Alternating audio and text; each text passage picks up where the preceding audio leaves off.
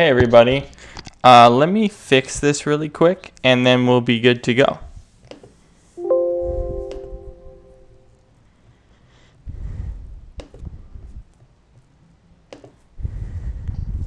Hope you all can hear me okay.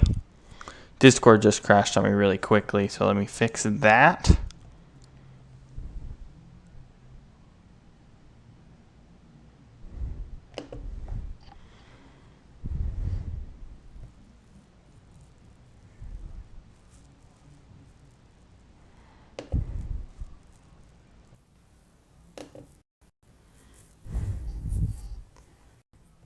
There we go. And I'll get you guys the source for our stream.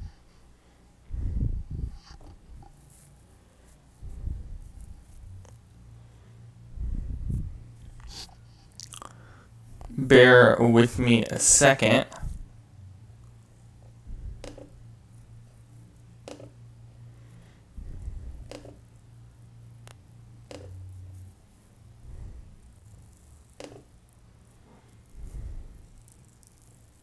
Oh, never mind. Hang on.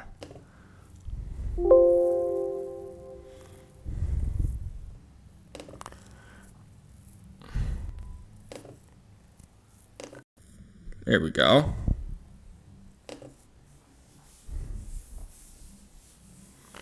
Hey, there's always issues as we're first starting to use this, so bear that in mind.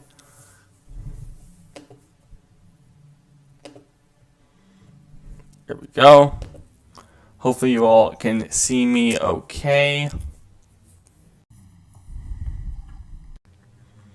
We'll wait for Shane and Brandon to come in. If we do have some glitches here, I'll refresh that or I'll go to a different channel, so no problems there.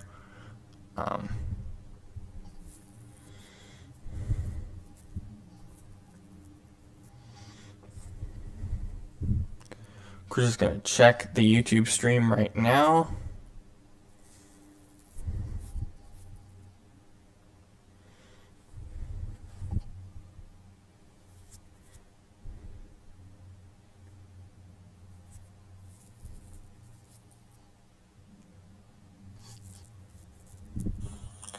We're just going to check the YouTube stream right now. Okay, it is a little bit up, but...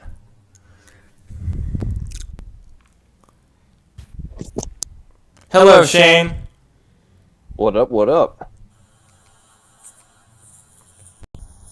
Did you watch the, Can you hear me okay? Yeah, can you hear me? We're just going to check the YouTube stream right now. Okay, it is a little bit up, but... Alright, there we go. I need to move myself here. What up, what up? Oh. Shane, I can't hear you through my microphone. That's not good. You can't? Well, this has been an L. Well, this is what happens, I guess. Let's see if I can try this instead. Give me a second.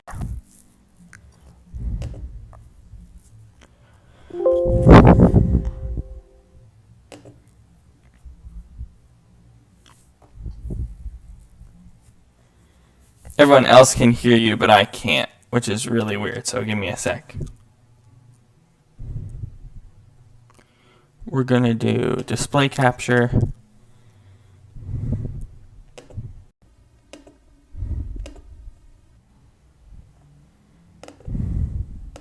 Let me see why that is, too. I don't know why.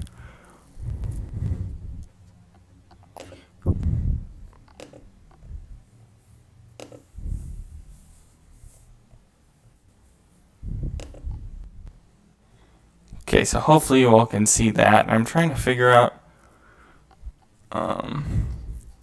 why I can't hear Shane. It's an interesting problem.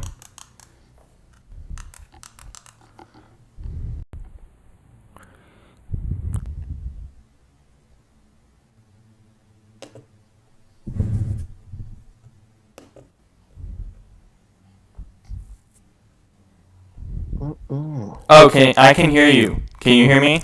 Oh, that's cool. Yeah. Cool. So I'm just display capturing instead. So let's see how this works. Bro, I got too many dang cameras on my desk. I'm trying to figure out this stream. This is new for me, dude. There's so much technical stuff. What is it? Okay, I can hear you. It's like displaying it, making sure it's all settled and structured well for us to see everyone. So I can only see like half of my face, which I guess is fine. All these Which tech. app? I'm using Streamlabs instead of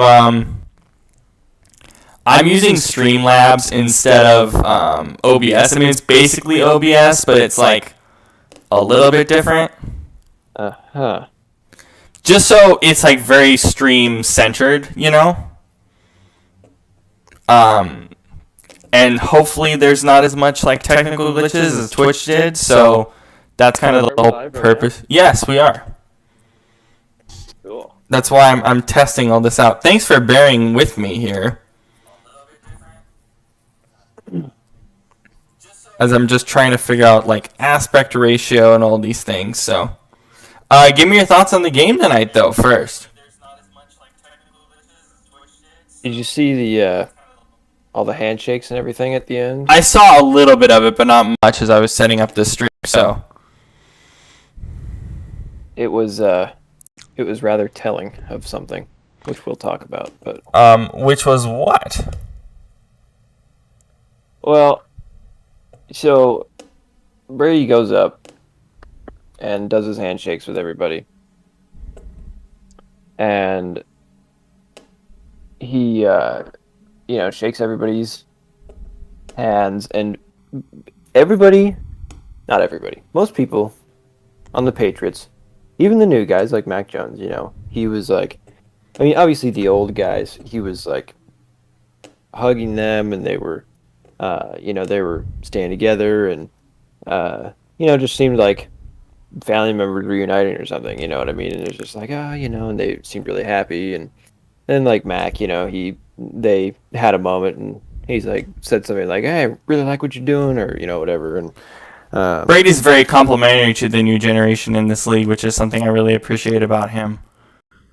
Yeah. And then there was Belichick. And Brady had, tons of time, spent tons of time with all these guys. But then Belichick, they just went up to each other. They shook hands. They're like, "Good game." Yep. That was it. You know what that says, though?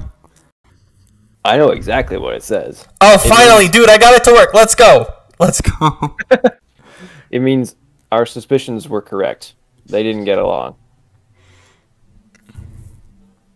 At least in the later years. Who knows about earlier, but... This worked perfectly. This is so much better than Twitch. I'm sorry. This is so much better. I'm sorry. This gets me excited that this is actually working properly. Okay, so let's deep dive into that real quick. I think this is really important to understand. I don't think that necessarily showcases that they both never cared for each other or anything. That's not what I said. Or that they didn't get along. I guess that's what you said, more specifically. I don't believe that. And I honestly think that... I'll do a couple points here. One, I think that if you... I think that's just their personality. I think that's what Belichick is. I think that's what Brady is. And to each other, I think that's very evident. It's all about the game. Belichick was very much like, oh, this whole, the book that came out this week and all this stuff, he was very pissed off about that, right? They were talking about it on the broadcast. I was like, they actually had a really good relationship. And I talked about this on Monday. This is like a divorce. This is essentially what this is. This is a divorce, a married couple getting divorced. If you had a handshake between a married couple, that's what it would look like. Am I wrong? No, but I mean the thing is though, it's sorry, I had to plug in my computer. No worries. It's very much like they. That's what it would look I mean, yeah, you say that they're just about football, but then you see Brady walking around and embracing with everybody else, and it seems great. Therefore, like, and maybe you're right that it's just the fact that they're both like that it kind of resulted in that. But I don't know, man. I mean, um, I really wish Gronk were there. He would mend the situation and turn it into a party. No, I know, but that would have been funny. But Brady would have had his buddy to go back there with, but he didn't, So, I really wish. Yeah, I don't know. I mean, he saw Mr. Kraft, and they seemed good, and he was like, he seemed really happy to see everybody, except Belichick. And I mean, even if they did have a good relationship, I would understand why there's some tension there. um, for good reason. But it's just, I was. Did you ever listen to Brady's Howard Stern interview? I listened to parts of it. That was over the summer when he went to Tampa, yeah. Sorry if my audio is a little choppier compared to yours. I'm noticing that as we're doing the YouTube. So I want to apologize for the choppy audio. But either way, I did see parts of it. What was something you gleaned from that interview? So something that I noticed is that he said, Howard asked him, when did you know you were leaving New England? And he said, I think I knew, like, in the off season before 2019, that I wasn't sticking around. Mm-hmm. And that's interesting to me because, at least to me, that tells me that he spent at least a whole year, like, between the two of them, not really on the same page.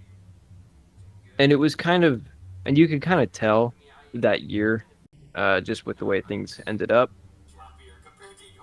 But I don't know. Maybe I'm looking too far into it, but So let's look back. I'm sorry, I am checking the stream periodically just to make sure we're all good. This is our first time doing this, so I am checking that really quick, making sure we're solid there. But summer 2019. I mean, so I'm trying to think back. So at that point, keep in mind they had just won a Super Bowl. Was that 19? Yeah, February 19. When they beat the Rams. Oh, that was the Rams Super Bowl. Okay. So then... Because that's what's weird to me. Like, if things were good between him and Belichick, why would he have just won a Super Bowl and thought, I want out of here? Like, that's weird. Well, okay. But, let's ask this question. If you were in the same... I don't know if job is the right example, but I guess it's how we should say this. If you were in a job for 20 years, right? Let's say a random office cubicle 9-to-5 job, which is not what an NFL quarterback job is. But let's just say it's 6 to 6. Yeah, or 5 to 10, whatever. I don't know. So think about that. So you're in a cubicle job like this, and you're there. Like, imagine if you're there for 20 years, and it's very rigid and strict. And it's like, this is what you do here. You have to make these calls at this time. You have a lunch meeting at this time, this and this. Because that's what the Belichick system is. It's very strict. It's very by the book, right? And hey, that's why they want all these. It's very much like a business. It's not like a cubicle business. That's probably a lot worse than this. But again, for case example, when you're in that rigid environment for 20 years, in that case, 18 years, you have to think to yourself that there is something better. And in 2020, keep in mind that was in 2020, and that was the Titans' loss, correct? That season, that was the wild card loss. That whole year, it was not necessarily clear that Brady was going to leave, but if you look at that roster, no receivers, like literally no receivers. He didn't have any help anywhere. Gronk just retired pretty much.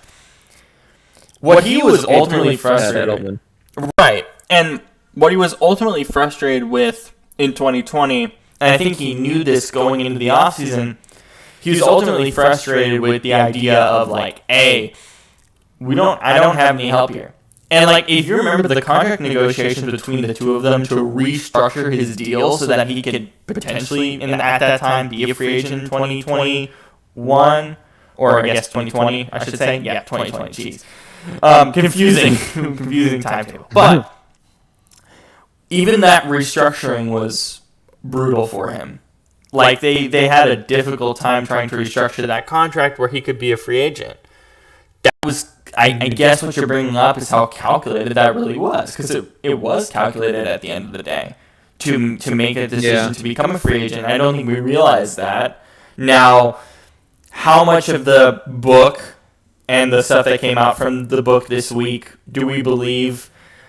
Belichick, I think, said, like, he said to Chris and Al, like, hey, they take 20 seconds here, they take 20 seconds there. Like, yeah, I get that. But at the same time, it was still there. And it didn't just... That's weird. What's weird about it is it wasn't just Belichick. It wasn't just Brady. It was Kraft, too. Right? Kraft had frustrations more so with Belichick than anyone else. But, like, when you're in an organization for 20 years with the same system, you have to think there's going to be something better. And at that point in Brady's career, I think that's what he realized. It's like, okay, that we've done this for 20 years. It's time to move forward.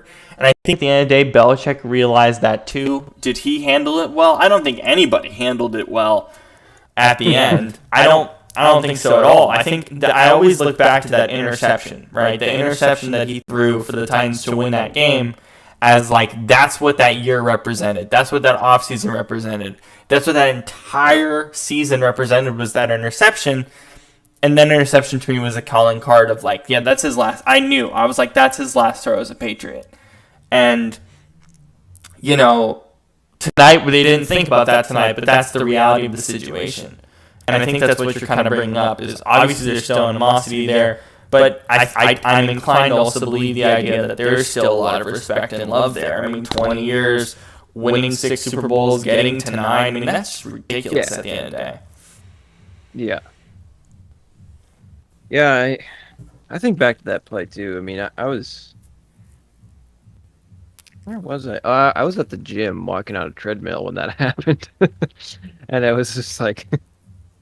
the play happened, and I didn't think, oh, that was Brady's last throw in a Patriots uniform, but what I thought is that this is the end of the Patriots dynasty, regardless of whether or not Brady was there, Mm-hmm. And it kind of seems that way now. I mean, in hindsight, even if they do bounce back, that is ultimately the end of the Brady dynasty in Right. New England. So, yeah. Let's move on to New England because, yeah, the Bucs won today, but the Patriots were the better team. Am I wrong?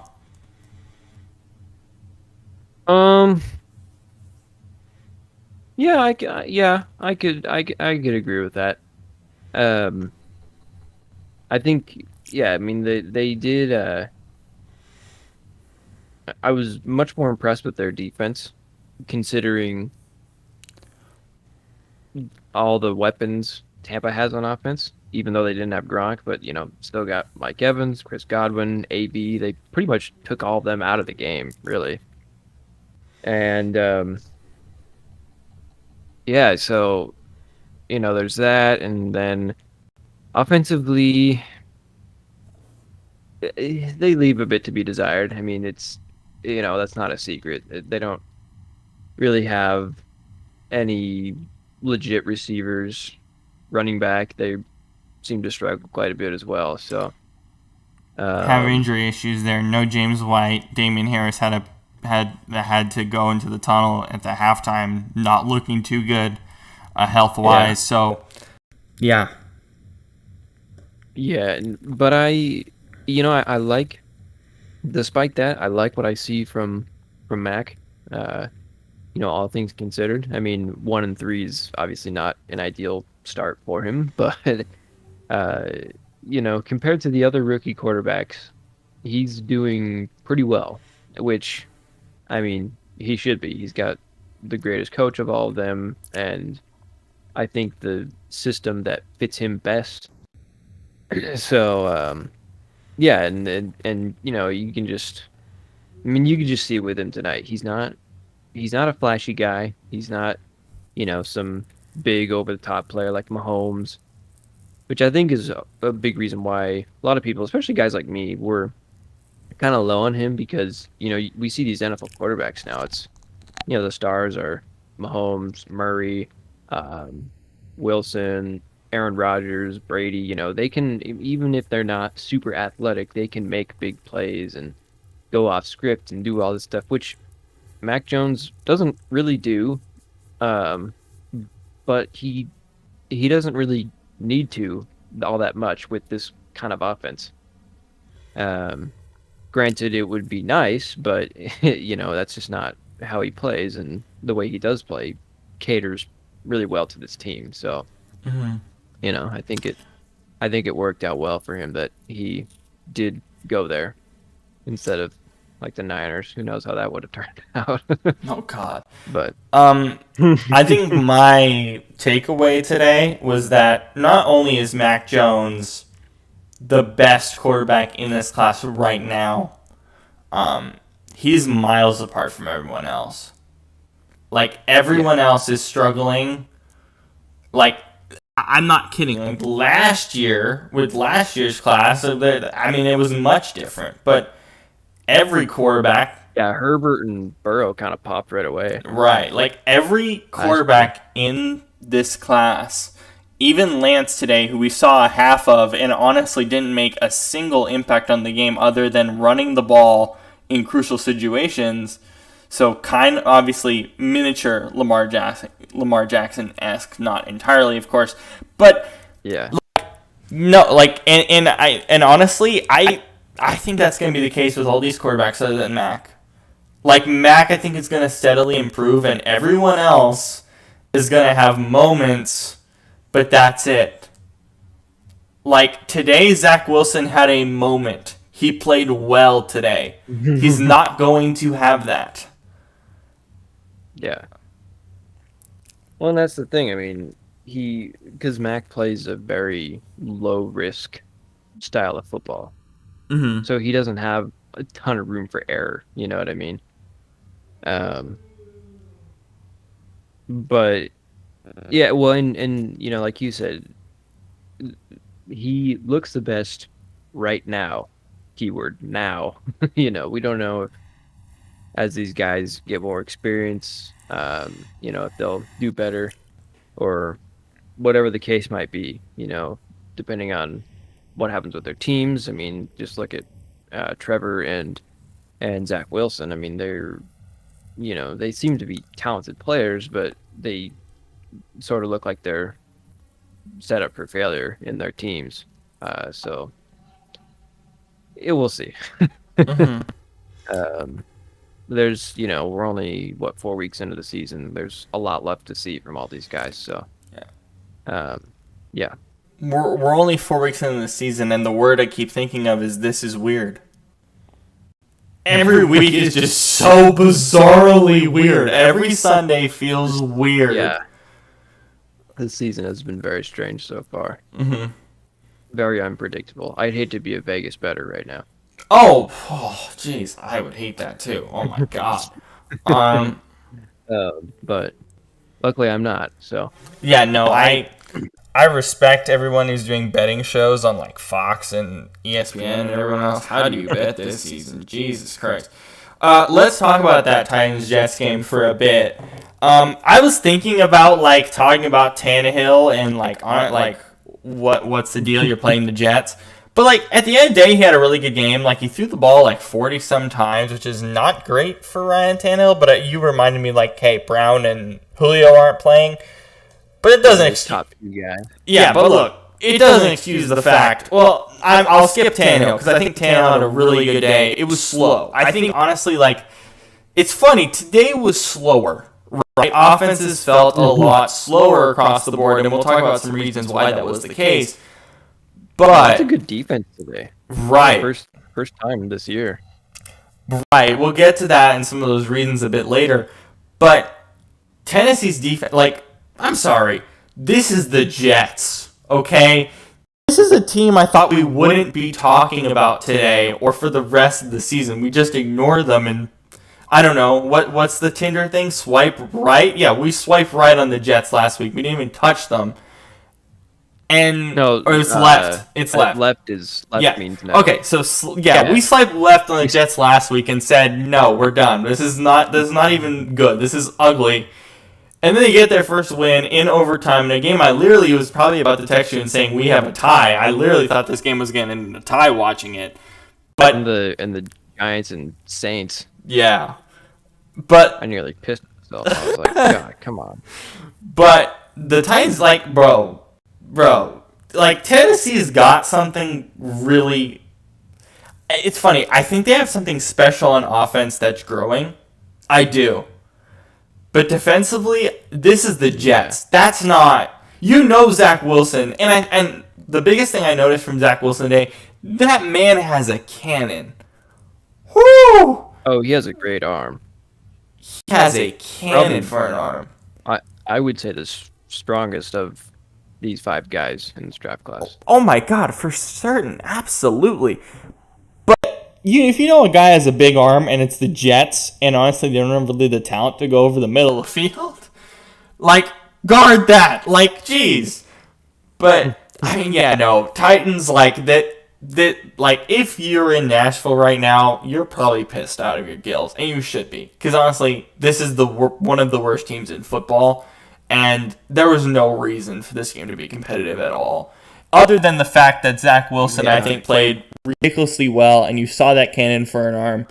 I guess the biggest question that I have for you in regards to this game is, how do you build around a quarterback like Zach Wilson, considering the roster that he has? How do you build around that arm strength? Because it seemed like he was just trying to force everything, and then today it was open. But how do you build around a guy who has a cannon for an arm with this type of roster? Well,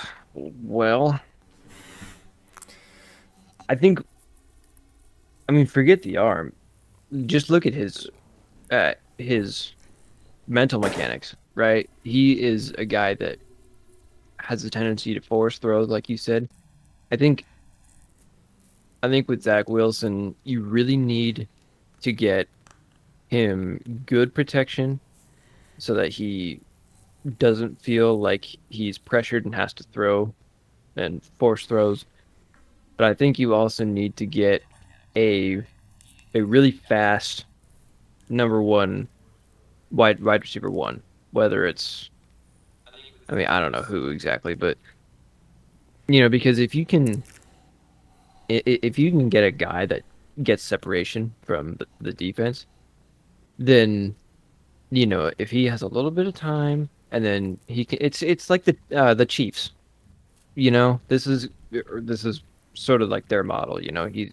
Mahomes is comfortable for the most part, on pretty good offensive line, and then he got Tyreek down there. He can, running 40 miles an hour, and then he can just come wide open, get the ball, whatever. So, that's my thought anyways. But it's only a matter of time before defenses catch on to that. So my phone is bugging again. But no, but like, that's my thing. When I was watching Zach Wilson, I thought of the comparison, the Patrick Mahomes comparison, when he came out in the draft. Do you remember what that comparison was? Uh, you No, that you made? no, that the analysts made across No. drafts. What did they say? He's Brett Favre. Yeah. Actually, I don't know if he's as talented, but yeah. Well, no, I'm talking about Mahomes. Mahomes' comparison was Brett Favre. Oh, really? Yeah. I mean, Zach Wilson, I could see, No, but but the comparison for Mahomes was Brett Favre, and the reason why was because what everyone said about Mahomes was his arm. Not all these other gifts that he's shown in the league right now, but they talked about his arm. yeah. And when he went to the Chiefs, I literally said, "Oh my God, he's going to be a star," because Andy Reid knows how to build around gunslingers. But one thing we realize is that he actually has a much bigger skill set than a gunslinger. But in terms of Zach Wilson, though, that is his play style, and that's why he was forcing throws for the first 3 weeks. I don't think we realized that. But I guess my question is that wide receiver one then who can get open and play fast is Corey Davis. I mean, it should be, right? He's just not getting open. I mean, yeah. Is he really all that fast though? I don't think so, but he should be that kind of player. That's why I think that's why they brought him in. The issue. Well, yeah, but he's sort of missing his mark so far. Yeah. All these receivers on the Jets, I think the biggest takeaway that I've had for the Jets for the 4 weeks is that first off, we talk about the O-line, but his receivers can't get open. Like, legitimately cannot get open. Yeah. And even today, I was like, yeah, I don't think they can get open very much, if at all. Let's move on to the other New York team that you mentioned. The Giants beating the Saints. Hello? Are we ready to change our tone on Daniel Jones yet or no?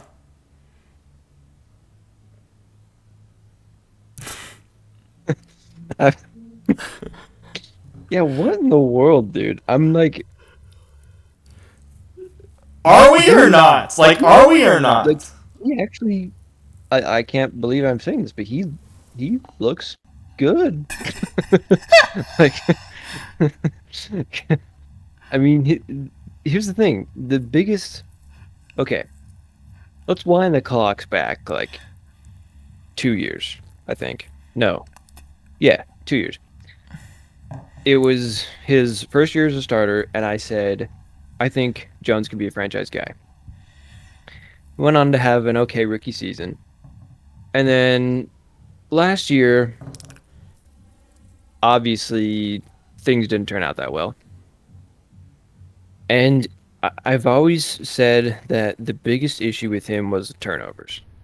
I just, I was concerned with interceptions, fumbles, et cetera, et cetera.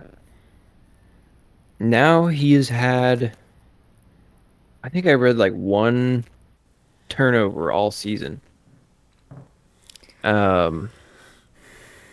And so, that's kind of, that kind of cuts down on what he was lacking in, at least in my opinion. I mean, he's obviously quite a good athlete. He's very fast for a quarterback. I mean, I think the only quarterbacks that are faster than him are Kyler and Lamar. At least that I can, and probably Jalen Hurts. Yeah. And maybe some other rookies, but I mean, other than that, it's probably him. So, I just think he, needed to play smarter, which he is. It seems like so. Yeah, I mean, we'll see if the defense can keep up now, which It won't. is funny because well, yeah, but because it's funny because going into the season, I thought that the offense would be the problem and not so much the defense. I thought the defense was fine, good enough, but yeah, boy, do I look dumb now. Is any defense good enough this year? Like, let's be honest. Yeah. Yeah. No, absolutely. I think the key word that you said there is play smart, because that's what I've been saying about Daniel Jones throughout last season and into this year. Like, we're talking about Mac Jones being a 4.0 student. Like, be a 4.0 student on the football field. Make the easy read, and he did that today, too. Like, he was able to make the reads they need to make, not pressure throws. He did that against Washington somewhat as well. It's impressive. Pump the brakes. I don't think this is necessarily consistent just yet, but it's something to lean on, right? It's something to lean on for the Giants. And moving on to the Saints, what even is New Orleans? Like, do we know what they are? I don't know, dude. I was thinking about this because it was like, what are they? I don't know, because last week Bren was coming out saying, "See, the Panthers are great. They're 3-0," and I was like, "Okay, hold on. They beat they beat the Jets, the Texans, who are dog crap. Oh my god! Oh, Texans, jeez. And the Saints, and they beat the Saints, which I said, and I mean, we think the Saints are good, but now I don't think we think the Saints are good like we did. I don't think we know who they are. Legit, who are they? Because they're so different from week to week. I mean, you look at week 1, they almost shut out Green Bay, which you could think, okay, well, that was a great game by New Orleans, and at the time it looked like it was. And I mean, it was, fair play, but it was also probably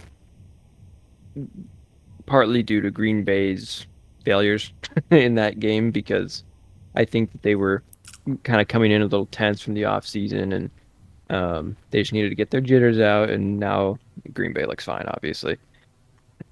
But then week 2, New Orleans loses to Carolina, who, again, I think is good, but I don't know for sure.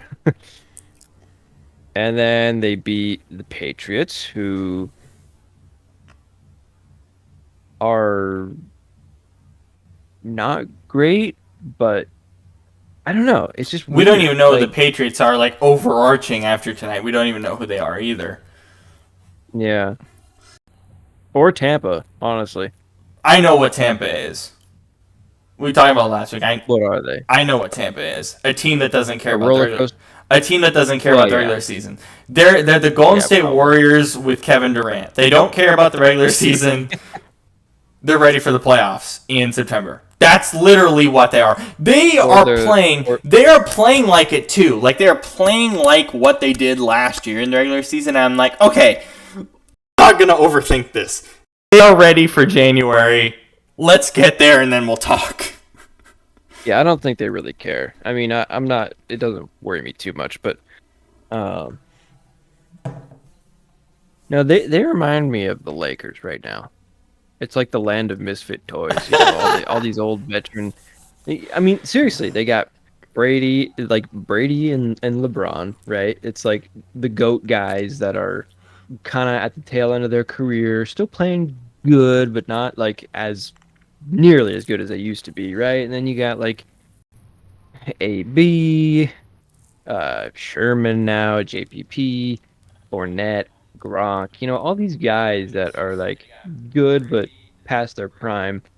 And then it's the same thing with the Lakers. They got Westbrook and Howard,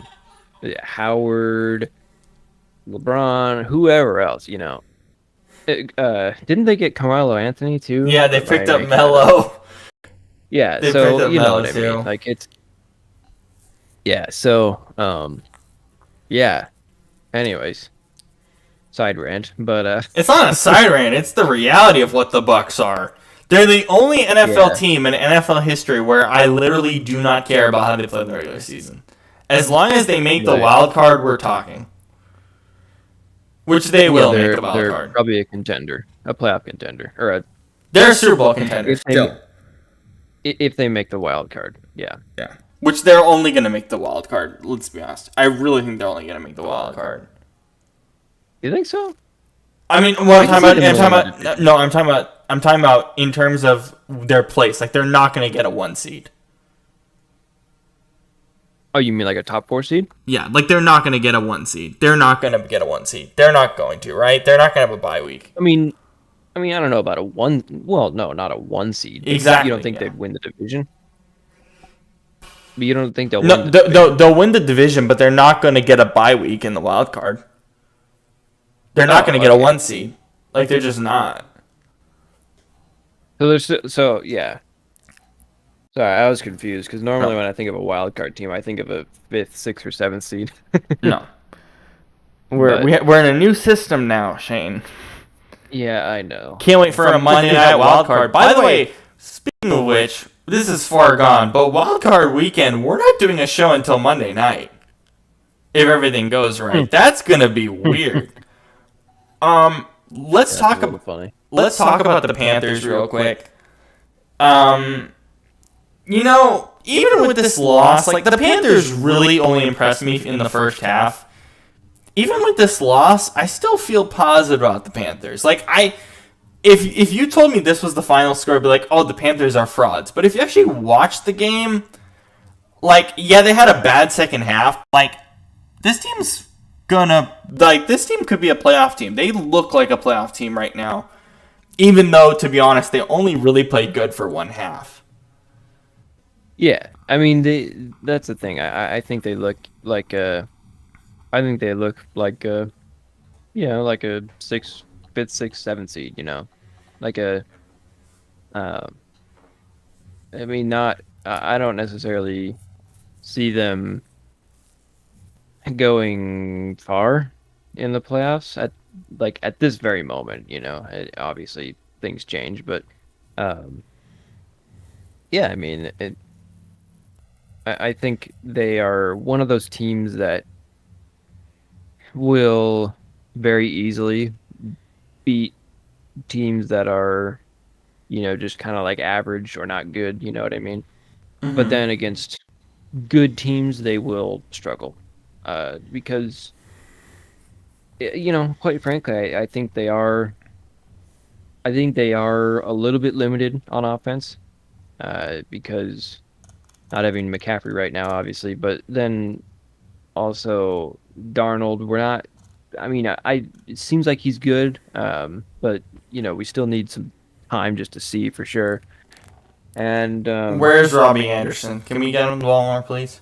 Like, right. It can't just be DJ Moore and while their defense does look good, it is still really young. And Matt Rule obviously is an offensive coach, so he's learning as well when it comes to defense. So I think they just have a few limitations. However, I do feel they are on the right track. The Panthers came into today as the number 1 defense. It's funny because I still feel like they could finish top 5 considering what we've seen in the rest of the league this whole season. But no, Panthers definitely a positive. I said this on Monday night, and I'm gonna double down and say it on this show too. The Dallas Cowboys. You ready for this, Shane? I don't know. The Dallas Cowboys are a bona fide Super Bowl contender. Honestly, I could see it. I can't believe I couldn't believe I said that on Monday, and today I'm doubling down. I really believe they're a contender for the Super Bowl. I can't believe I'm saying it either, but yeah. Yeah. Wow. I mean, that we knew that after the first 5 weeks, 6 weeks of last year when Dak was still healthy, we knew that this offense was going to be something special. They've got 3 great receivers. The offensive line's not as great as it used to be, but it's still good. And they have 2 good running backs. I really like both Zeke and Tony Pollard. And then Dak, obviously, he looks like he hasn't missed a beat after his horrible injury. And I'm just glad he's doing fine. Hopefully that keeps up. Um, and so there's not really any surprise there. I think for me, what I what I am surprised about though is the defense. Now, obviously, today they didn't look great. I mean they were fine, but yeah. Anyways, but what I think I we know that they have guys like Demarcus Lawrence, Who is some guys out? up front. Demarcus Lawrence is out, and they're playing like this. Exactly. We knew that they had a guy like him, but I thought, oh, their secondary is not that good, and this and that. But I mean, all around they look fine, all things considered, defensively. They allowed what 36 points today, something like that, They allowed 28 today. or 28. Okay, which that's And some of them were garbage time points, let's be honest, so. right. Which that's not a great number, but I mean, when you consider how bad defenses are doing in the NFL now, it's it's all right, I think. But because defense has definitely been an issue. Except today there were quite a few games, like the Sunday night game, for instance, that had a great defense, which is kind of nice, a little refreshing. But This brings me to the Bills game, actually. Perfect transition. This brings me to the Bills game. Now, you might say, okay, 40-0. What did you learn about it? So I talked about this throughout the last 3 weeks. It's like, when the weather comes, we'll see what the defenses are, right? And we saw that on Sunday night. The pouring rain in Foxborough, right? That honestly kind of feels like snow when you look at it. It's kind of funny. I don't think I've ever seen. I don't think I've ever seen a Sunday night game in Foxborough when it wasn't raining.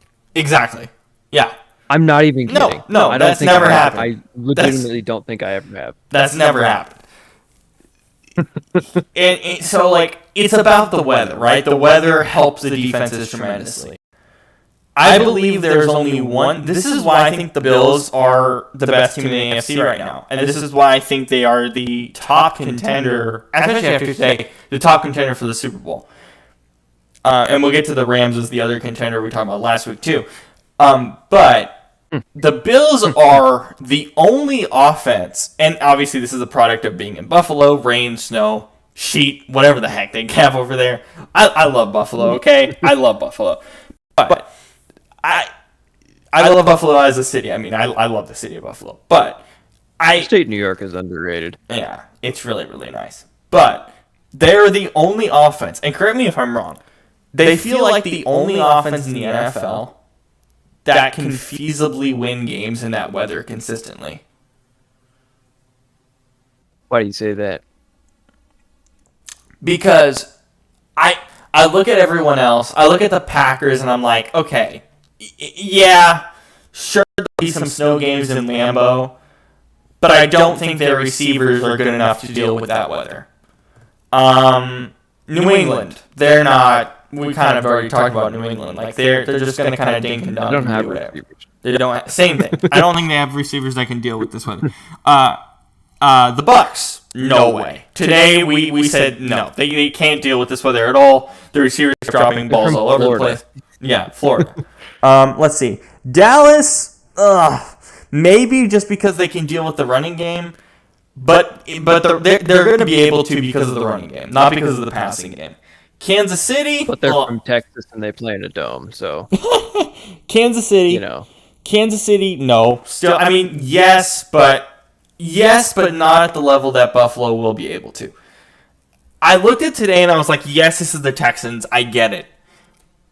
But I guess the right way to put this is they're the only team in the NFL. A lot of teams are going to be able to run the football in these type of rain, hard rain, let's say heavy rain type of conditions. Let's just say that. There's not a team in the NFL that can pass well in those conditions. And I think the Bills are the only team that can do that consistently. And that's why I think they're going to have the top seed in the whole conference. And that's why I think they're probably going to get to Super Bowl, at least right now. Because I feel like they're going to be able to deal with that inclement weather so much better than everyone else because they have a passing game that's built for it compared to everyone else. And I think that matters, especially the fact that this season we're actually playing like the entire month of January, pretty much, in really, really tight conditions, playing an extra game on top of it. That matters more than we think, considering the fact of how good these offenses have been. And, yeah, I mean, you just look at the receiving core. It's, Stephon Diggs, he's been in the Midwest and the kind of the Northeast area for his whole career between Minnesota and now Buffalo. Of course, Minnesota's indoors, obviously, but, it's still cold there. He still has to deal with that weather. And, I mean, Cole Beasley, he looks like he should be on Alaskan Bush People. So, like, Emmanuel Sanders works too. He's been productive so far for them. Let's not forget about him. So Dawson Knox, a tight end. Emmanuel Sanders is a very underrated player, in my opinion. Oh, 100%. Always has been. So, yeah, I don't know. I mean, it's we'll have to see once that time actually comes. But I'm definitely looking forward to all that. I mean, here we are only in week 4, but I'm just like, oh, when are playoffs happening? So, do you think I'm being premature, or? I mean, I could see it. I mean, we don't. Ultimately, with the passing games in snowy weather, you really don't know until you actually see it, because it's something that's very. You can't really predict it or prove it or whatever statistically, not necessarily, unless we've actually seen them in snow games or heavy rain or any of the adverse conditions. Right. And I mean, realistically, we usually only get like one game a year where it's just like, snowing really hard, and for instance, the Green Bay and Tennessee at Green Bay last year. And that was a great example of Tennessee basically had no passing game. That I mean, they didn't. They really did not. Even Derrick Henry really didn't look that great, despite the fact that it was his arguably MVP year. Right? Should have been in our minds, yeah. In my mind, anyways. But same. Yeah. But anyways. Let's talk about another team that's accustomed to snowy weather, or a game that was in another snowy weather city in Green Bay. I want to focus on the Steelers. Big Ben looks old. Like, yeah, old. He has for like 3 years, dude. It clicked today. I was talking to my dad about this while we were watching the game. I was like, Aaron looks like he's 25 when he plays. Like 25, 26. He looks like he's in his prime still. Big Ben looks looks old, but yeah. Big Ben looks like a rusty dump truck when he plays. I don't even know how to explain that. I know it's so bad, but what I mean by that is how he plays. He plays like he's so worn down and out that the only thing they can really do is keep Najee Harris on the field for every single snap and let him just trickle 5 yards here, 5 yards there, a short yardage pass. It is garbage when their receivers are Deontay Johnson, Chase Claypool, who was out today, and, oh my God, who else? Eric Ebron and Juju. Like, come on. This is a nice receiving core that a lot of quarterbacks in this league would like. You think Jared Goff would like it? Heck yeah, he would like it. Big Ben has it, and he can't do crap with it.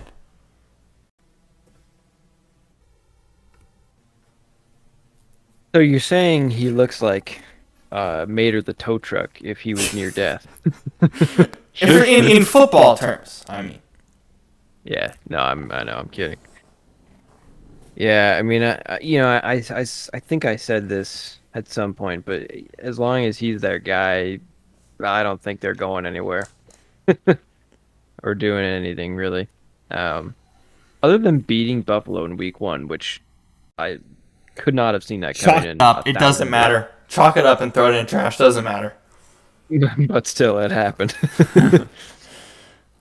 No, it doesn't matter, but yeah, I mean, it's week one, so yeah. Jeez. I can't believe I'm saying this, but please put in Dwayne Haskins. Yeah, honestly. I mean, he looked pretty good in the preseason. He looked amazing Locker room in the team- preseason. Are The you locker kidding? room seems to like him. Yeah, hell yeah, I'd give it a shot.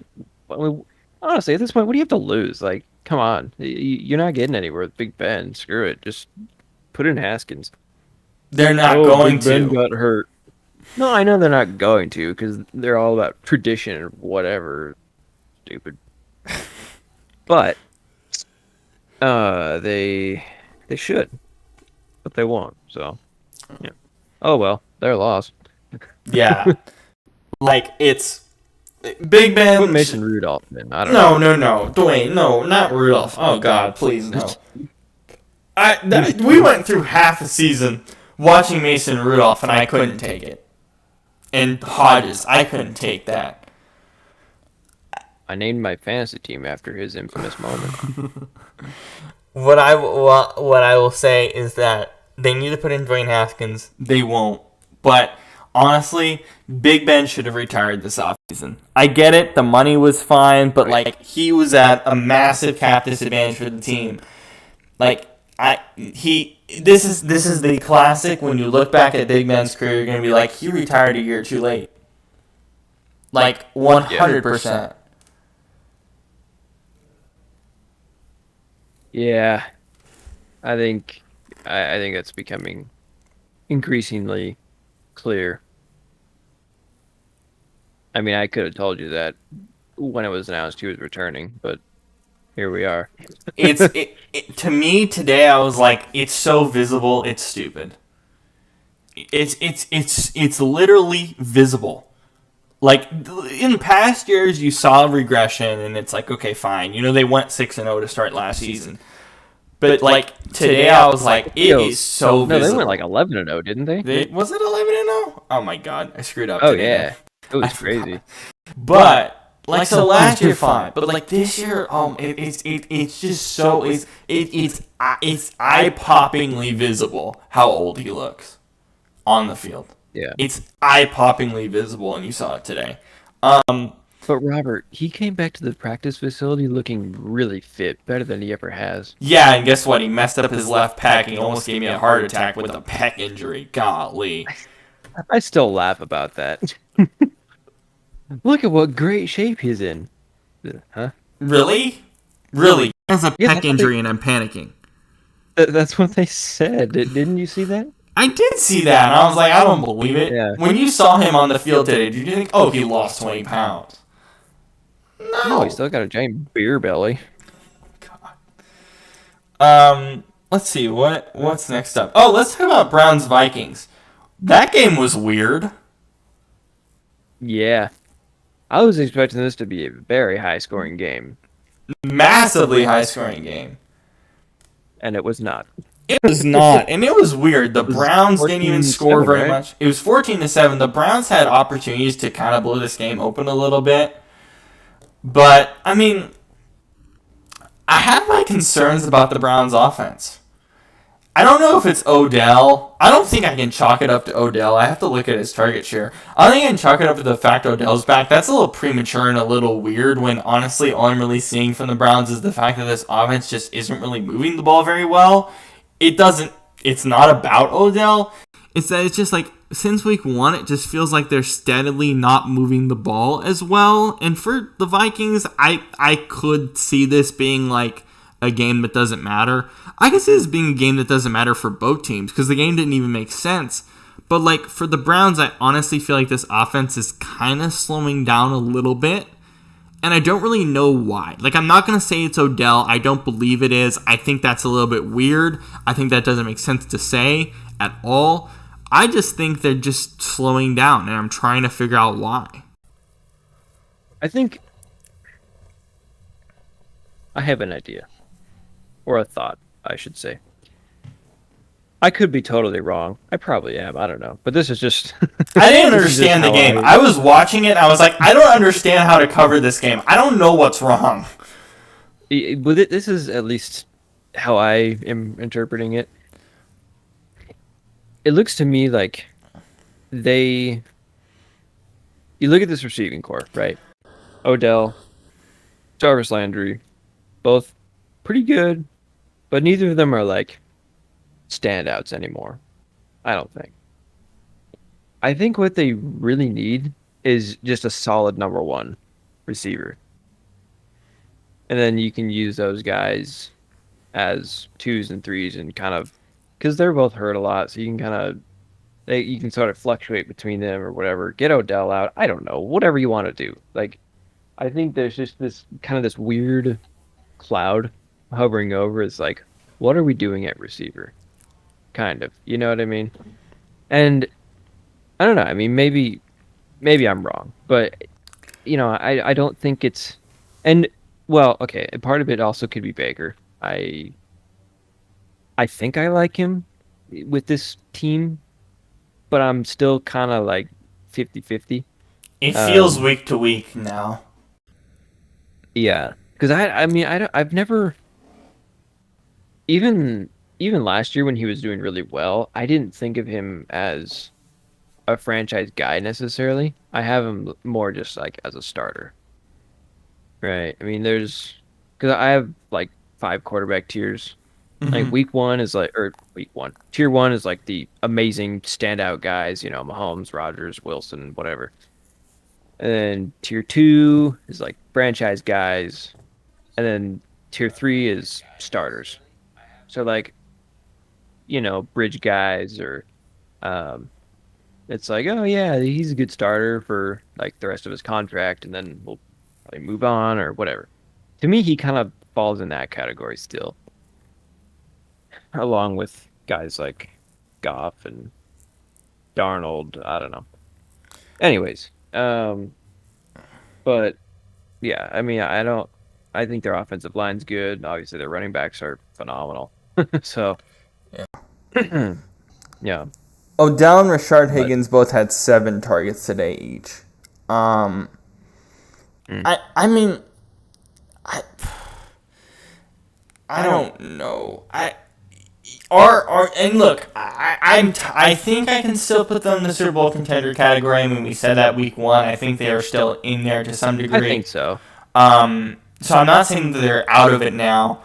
I think it's too early to say that. I think they still should be in it. But they feel like the Cowboys a little bit in the past, where it's like they're the too much talent team, kind of. They're like, we have almost like they have too much talent. And that's I can't believe that's considered a bad thing, but for the Cowboys for like 5 years it was a bad thing. So like, what am I supposed to say? It's not too much talent, it's too much ego.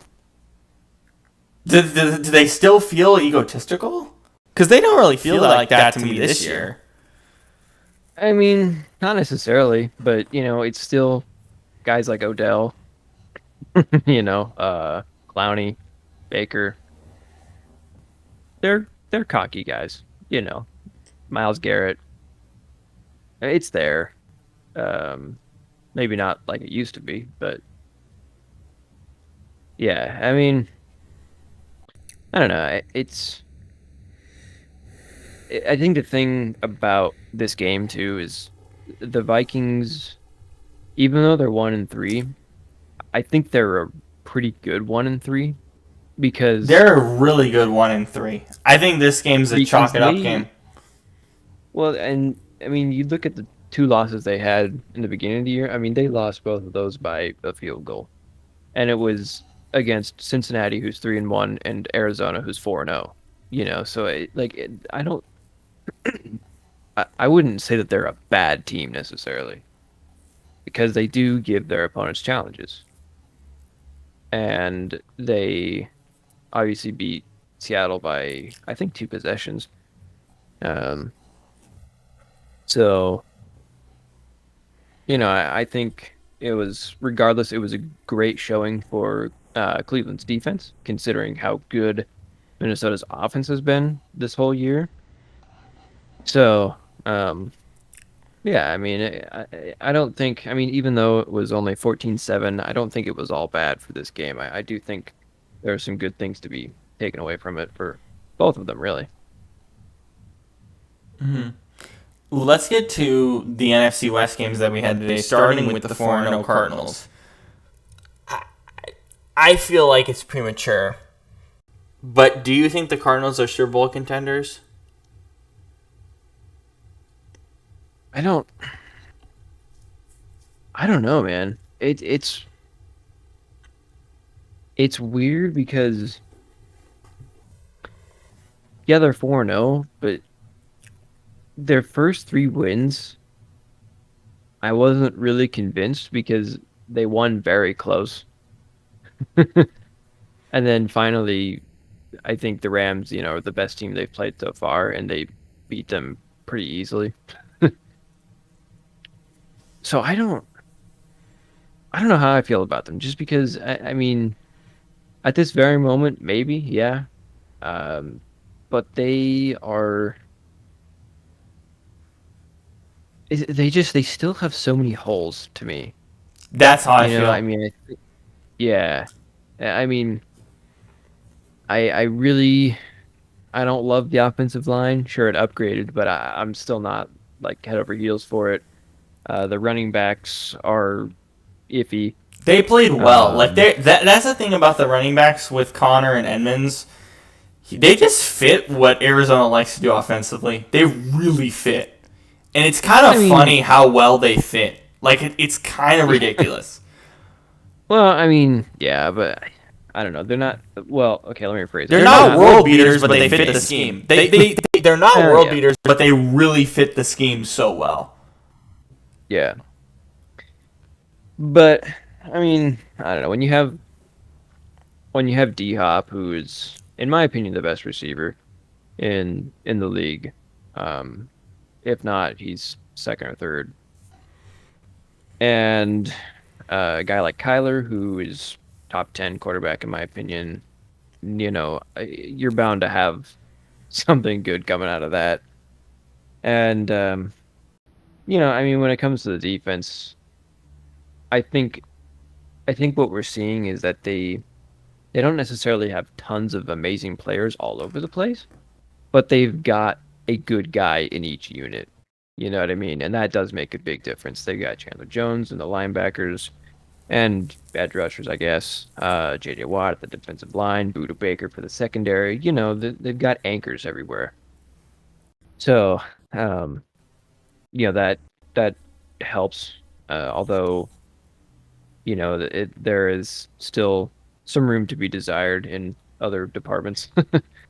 um, so I don't know. I don't know, man. I mean, are they a Super Bowl contender? Maybe. We'll see. Playoff contender? Absolutely. I think they're definitely They're making the playoffs. well on the way. They're making the Yeah, playoffs. I think so. It seems like it. Um, Unless they end up like the 2012 Cardinals that started out 4-0 and then ended 5-11. That's not Do gonna you remember happen. that? Oh my god, No, that I was know, so but long ago. do you remember that? Somewhat, yeah. That was weird. Anyways, So think about this so, for a second. This is on the NFL app where I go through the games as we're going through them or as we're talking about them. Arizona, 30 plus points and 400 plus total yards in each game this season.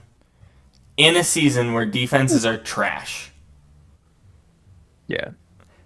That makes me step back a little bit because the Rams, like, this was like this is how I felt about the Rams. This is my thought. Same with the Chiefs last week. When offenses are this prolific and this good, you can't expect them to be good every week. You just can't. Right. It's not a reality. But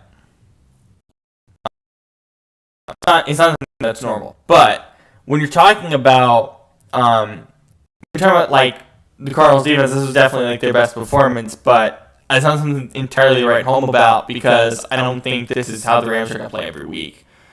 I'm just really concerned about their defense. I think their offense, Cliff Kingsbury has this scheme perfected.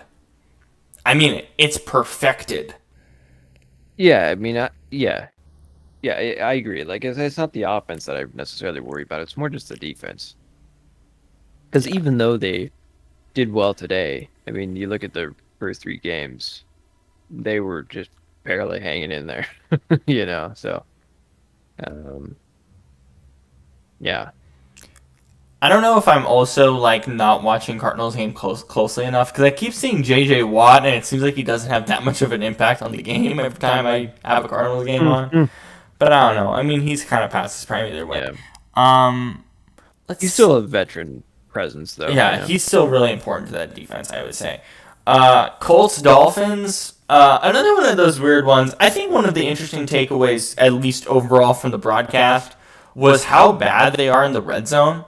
They're like ranked like 30th in the red zone.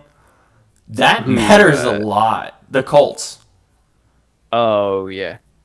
And I was like, okay, that kind of makes a lot of sense. I still feel like this Colts team is like, go where Carson Wentz goes. But I'm like on the Michael Pittman train. Like, let's get the ball to him. Let's feed him a little bit more. And that's about all I can say with the Colts right now. The Dolphins, whatever, they're starting Brissett. I don't know why I feel this way about the Colts, but every time I watch them, I'm like, this is not going to be a team that we need to discuss every week. They don't feel like a team that is super important, and I don't really know why. I think with Carson Wentz, they should matter. Jonathan Taylor had a phenomenal game today. Michael Pittman, 6 receptions, 58 yards on 8 targets, so he was the number 1 receiver. I still think you need to feed him a little bit more. But there's just something about the Colts that doesn't sit right with me, and a lot of that is Wentz. I just don't know if Wentz really fits what Reich wants to do, which is kind of stunning for me to say, considering that's the whole point of having Wentz there for Frank Reich. But there's just something that doesn't feel right about them. And I guess I felt about this with Phillip Rivers too a little bit last year. There's a constant of like, this defense is good, but this offense can only hold up instead of dominate teams. And that's just my thought on the Colts. There's not much to write and say like, oh, they are a contender here, a contender there. I mean, that whole division isn't much to write home about anyway. That's whatever. Like, that whole division isn't much to write home about anyway. But, like, especially them, like, they can win this division and it won't even matter. Like, they're not, even if they make the playoffs, they're not going to do anything. And I don't know why I feel that way. But I just do. I watch them and I'm like, they don't impress me at all. They just don't. I don't think it's just Carson Wentz. I think this... I think we have all overestimated this roster quite a bit. I mean, when I watch them, I don't think they're really all that great, like we think that some of them are.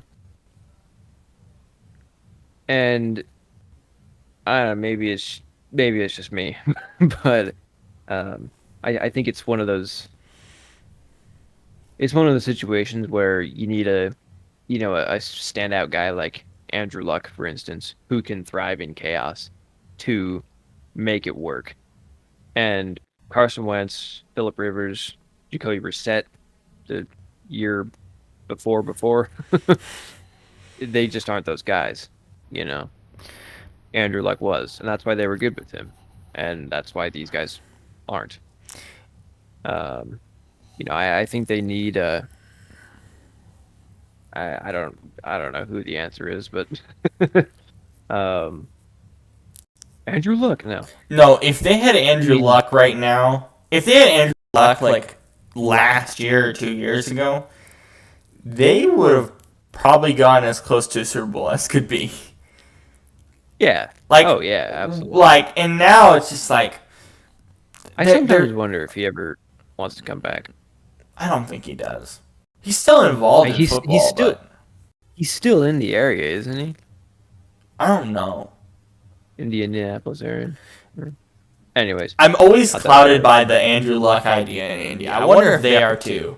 There's this weird Andrew Luck cloud that just is around that facility. It seems like. It's like it's like the Marvel show What If that's out right now. It's like what if this happened instead, That we should do that for the NFL. It's like what if Andrew Luck didn't retire? What would have happened? They would have won a Super Bowl. I think about that a lot. They would have won a Super Bowl by now. And I'm not ashamed to say it. They probably would have. Like when Darius Leonard came into the league in that top 5 defense, they probably would have. Close at least. They would have gone super close. Yeah. I mean, think about it. They made the AFC title game in that Deflategate year with a trash offensive line. Yeah. Like, Oh, that roster was much worse. much worse. Yeah. Yeah. Speaking of much worse rosters. Or what if New England traded Brady instead of Garoppolo? Oh, God. It would change the entire league. Would San Fran have won the Super Bowl? Oh no! But also, let's say this as well. There was this great show back in the day by Dave Damashek called NFL, where it talks about like, what if Russell Wilson was drafted by the Eagles? What if Aaron Rodgers went to the Niners? Like, so cool stuff there. Speaking of teams with bad rosters, Washington and Atlanta played a pretty fantastic game that didn't matter a lick. And the only thing I could think about, and I don't know if you have an answer for me here, because honestly, watching this game was fun, but it didn't really matter. Like, Heineke's not a starter. He's not. Like, he's just not a starter. No, it looked like a college game. It did. It looked and felt like a Saturday game, for sure. I guess the question that I have is, how does Washington go? And a lot of people, I think, had this question. That's why I want to ask you. How did Washington go from a top 5 defense and one of the best D lines in the league to one of the worst D lines in the league? Literally, they are not getting pressure for their lives. Yeah, I don't know. I don't know, dude. I mean,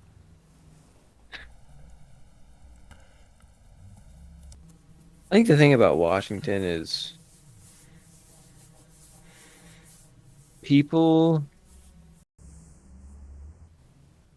were really hyping them up, and rightfully so. I mean, I think they were the top-rated pass defense last year, which makes sense because they had great defensive line and corners. But that's it. They don't have very good linebackers or safeties whatsoever.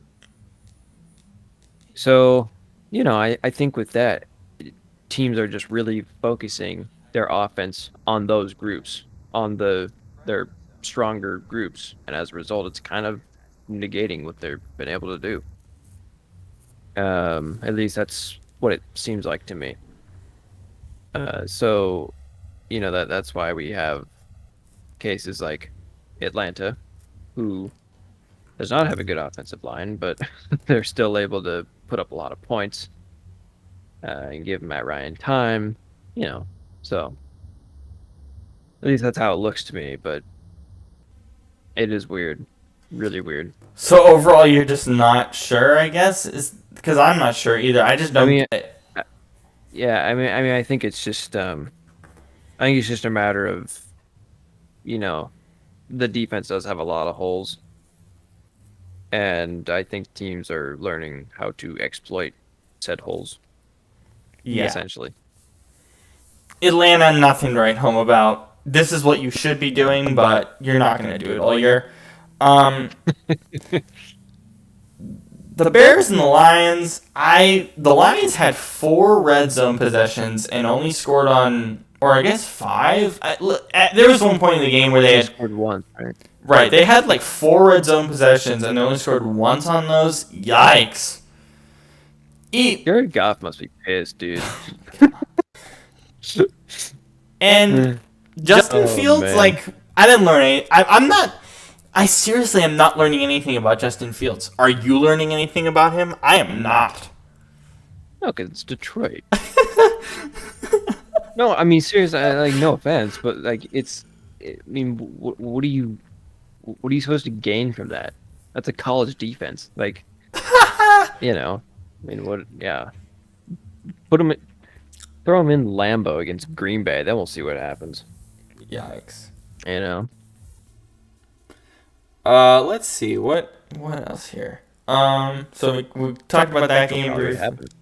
Yeah. Chiefs Eagles. Chiefs. You know, Tyreek Hill scored 50 points in fantasy again. Boy, that guy has 1 or 2 games a year where he's just a fantasy machine. Other than that, I'm not going to talk about the Chiefs too much. Defense still sucks. Offense is what it is. That game kind of went how I expected it. Yeah. The Eagles, oh my God, Jalen Hurts is something to work with. Oh my God. Like, yeah, they scored 30. But, God, it's evil how bad that receiving core is. Like, it's... I'm beginning to think it's worse than Detroit. Like, legit, it's so bad. Like, yeah, they scored 30, but shoot, man, it is terrible. You know what's really funny about the Eagles is they passed on Justin Jefferson and DK Metcalf. To get Jalen Reagor hasn't been any impact at all. Just imagine if they had those two instead of who they got. That would be really funny. Yeah. I think that's the only thing we can say about the Eagles. I think that's all we need to say about the Eagles. That's what I said on Monday night, too. Yeah. I was like, geez. Yeah. I literally am kind of feeling like they're worse than the Lions. Just because the expectations with the Eagles with Jalen Hurts is just higher. It should be higher. Hurts is a good quarterback. It should be higher, and the receiving core is trash. Yeah. Like, Devontae Smith is the only good thing to write home about, and honestly, he's been semi-inconsistent, which he should be as a rookie. But he's going to be really good for a long time, and that's it. To me, their offense is like the Patriots, but with a rushing quarterback. Yeah, it does feel that way with Nick Sirianni. It does, yeah. Yeah. How much more rock, paper, scissors are we going to play Nick Sirianni? Let's get some wins here.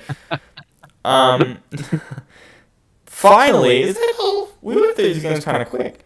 I mean, it kind of makes sense.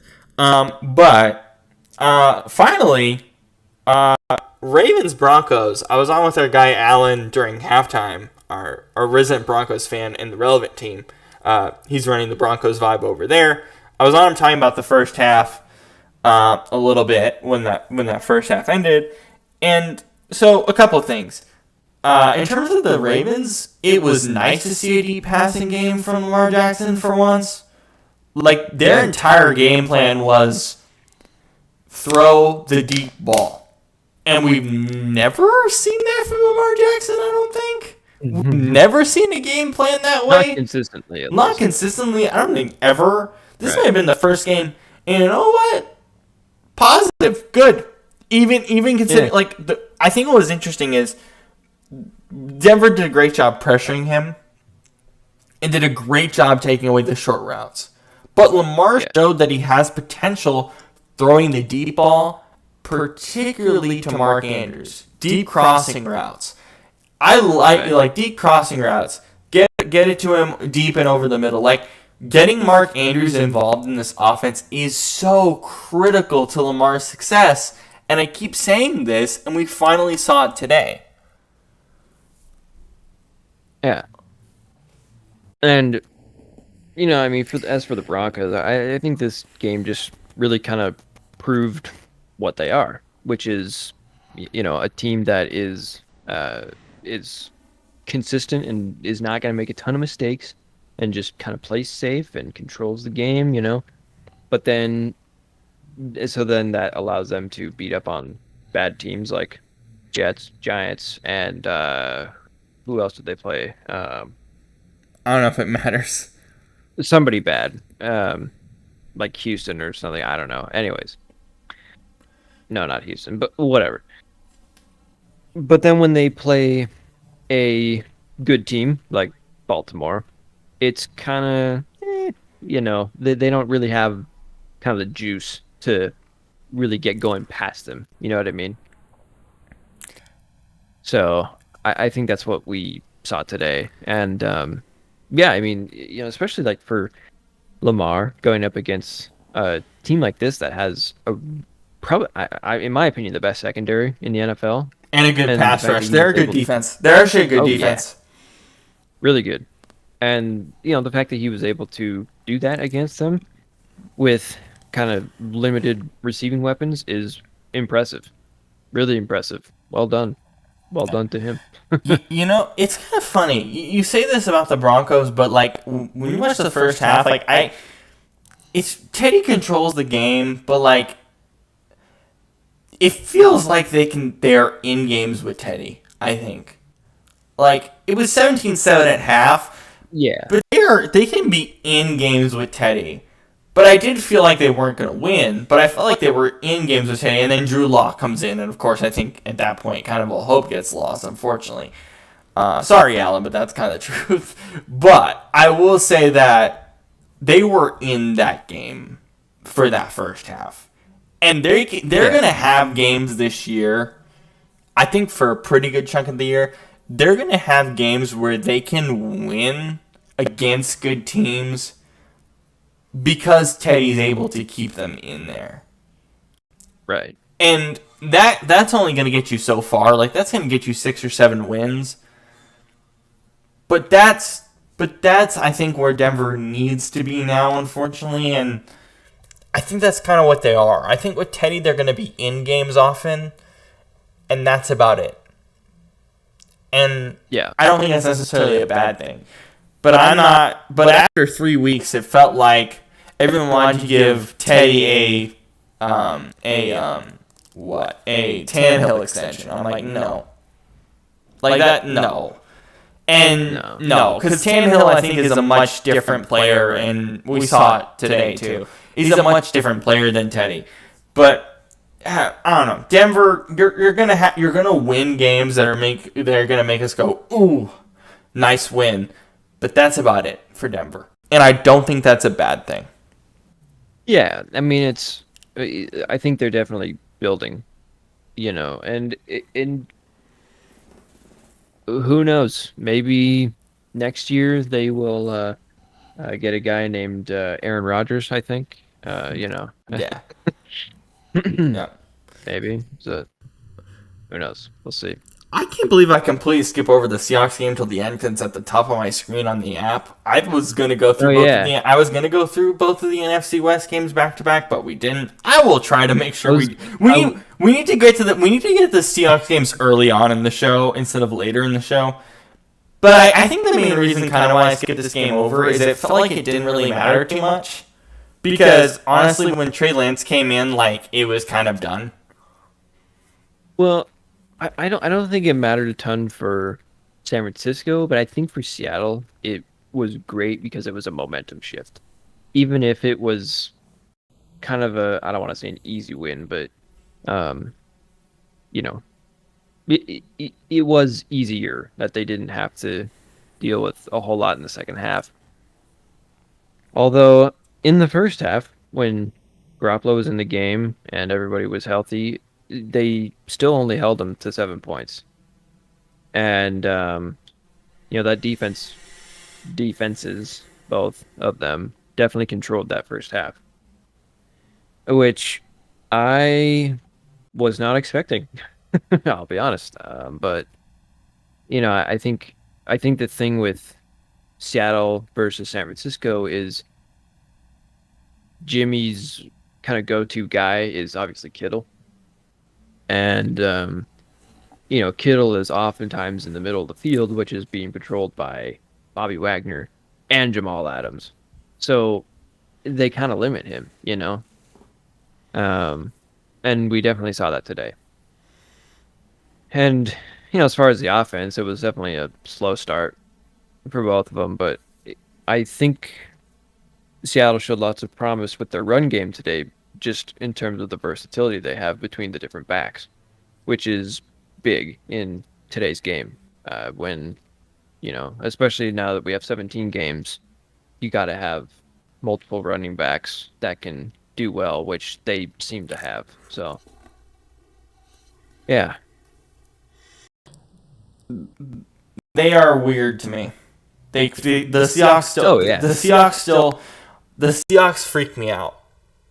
They do. Yeah, no, I don't think that I don't see I don't see this game today and think, oh yeah, okay, they're good now. I'm still like, okay, let's see, you know, I'm holding my breath a little bit. I'm like, We'll see what happens on Thursday night against the Rams. I think that'll tell us a lot. I think the Thursday night game will tell us a lot about both of those teams. Oh, for sure.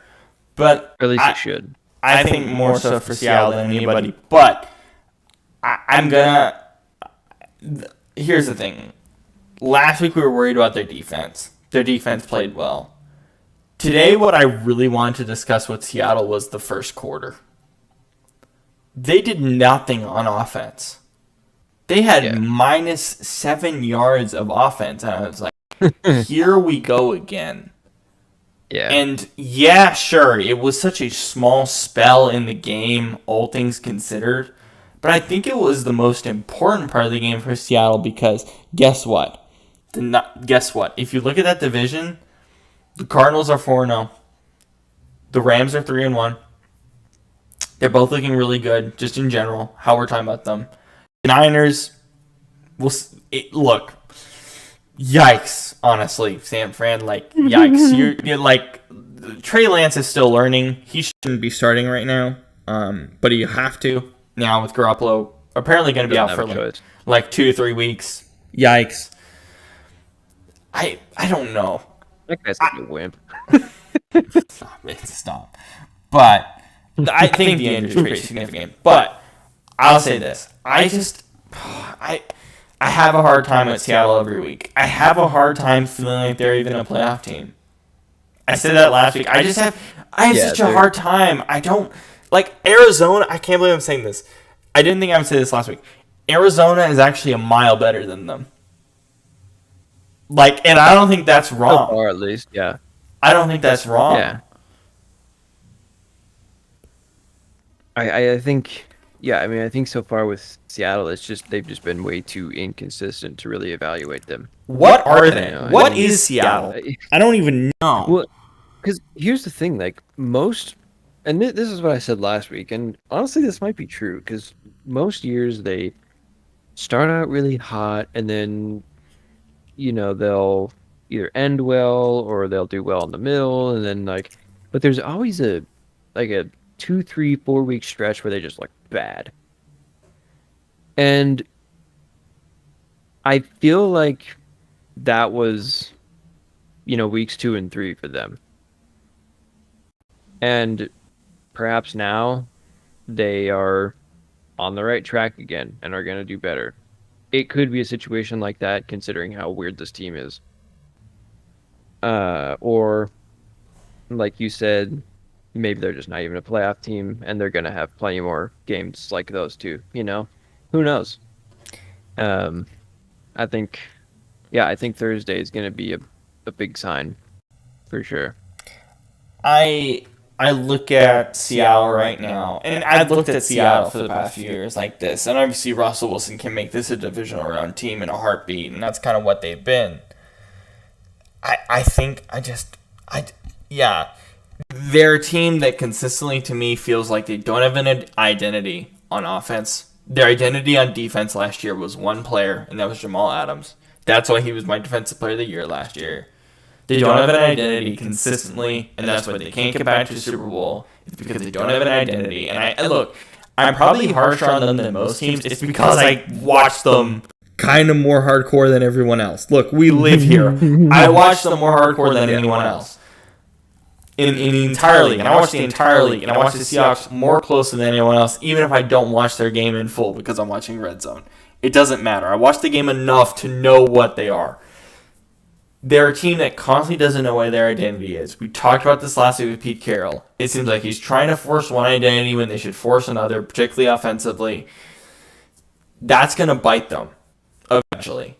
And this year seems like the year where that's going to happen.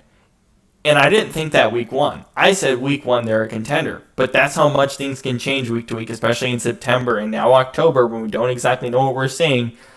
But I know what we're seeing with Seattle because we've seen it for the last 3 years. They don't have an identity. They don't know what they are, and I have a hard time believing they're going to figure it out by Thanksgiving. I just have a difficult time believing that. And regardless if they make the playoffs or not, they're not a contender right now. They're not even close to Super Bowl contender right now. No, not right now.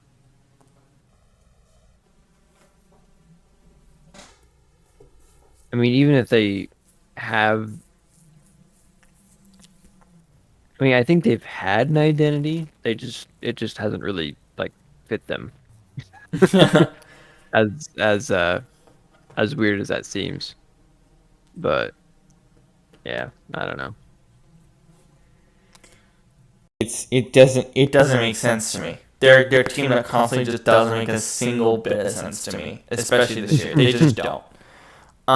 Do you have any thoughts on Thursday night that you wanted to get out? No. Really?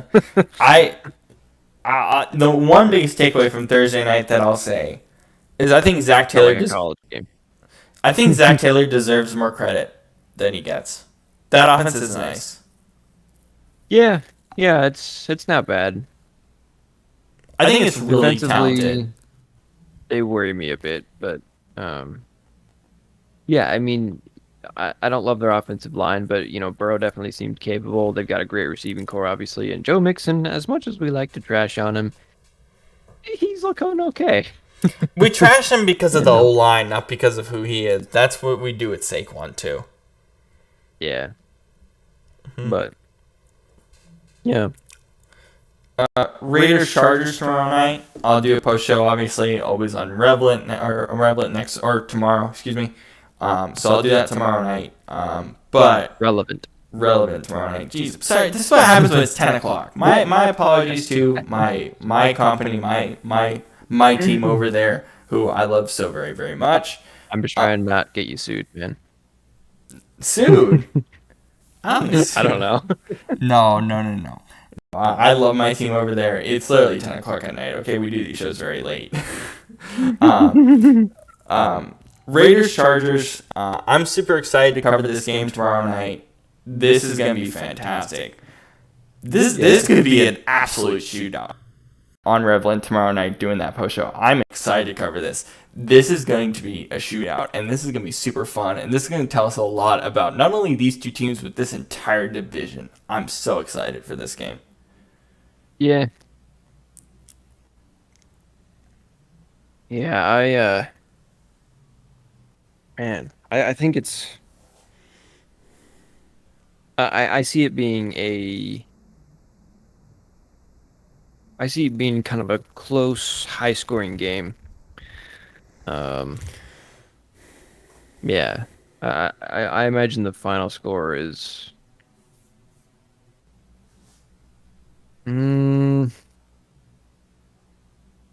let's say 34-28 Chargers. I'm going to say 35-28, and I'm going to go Raiders. I just think the Raiders are better than the Chargers right now. And I don't really know why. I just think they have a better offense. Yeah, I mean that's fair. I don't think Herbert and this offense is a 4-quarter offense. I think they're a fourth quarter like they're good in the fourth quarter, but the rest of the game, yikes. I don't know. I'm not seeing enough there. I just like LA's defense a lot more though. Yeah. But yeah. Yeah, so definitely We'll see, catch me on Relevant tomorrow covering this game because I'm hyped to cover this game. This is a Monday night game that I'm just hyped to cover because it's going to be lit. Oh, yeah. It's going to be so much fun. And division rivalries are always fun.